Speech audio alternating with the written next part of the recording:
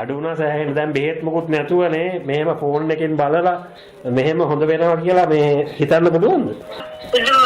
කොන්ද වේදන ඈ ඒක තමයි බල යාපනයේ කියන අගලීවේ බාත්රූම් එකෙන් බහිනකොට ලොකු පඩියක් තියෙනවා.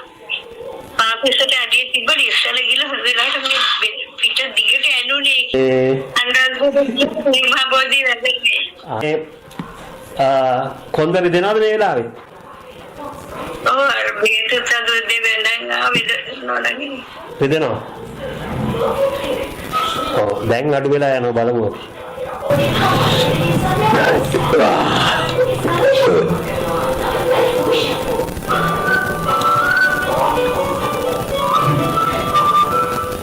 දැන් කොහොමද වේදනාව?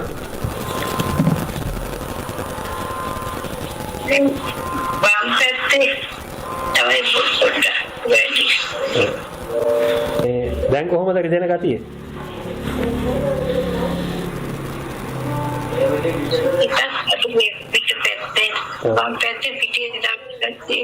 ටිකක් අඩු වුණානේ දැන්.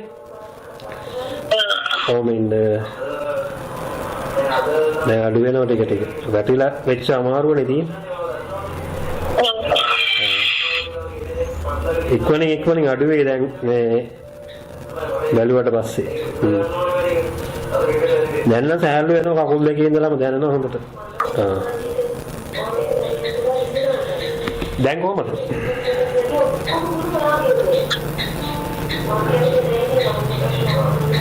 දෙන්න.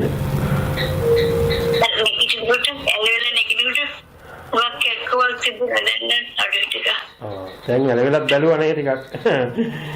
අඩු වුණා සෑහෙන. දැන් බෙහෙත් මොකුත් නැතුවනේ මෙහෙම ෆෝන් එකෙන් බලලා මෙහෙම හොඳ වෙනවා කියලා මේ හිතන්න පුළුවන්ද?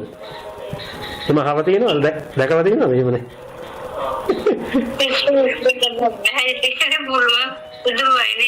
ඒකනේ. ඒක තමයි බලට ගිහිල්ලා තෙල් බැඳලා පත්තු බැඳලත් අඩු වුණ නැති එක මම නිකන් මේ ෆෝන් එකෙන් මේ කතා කරලා ටක් ගාලා අඩු කරා වේදනාව.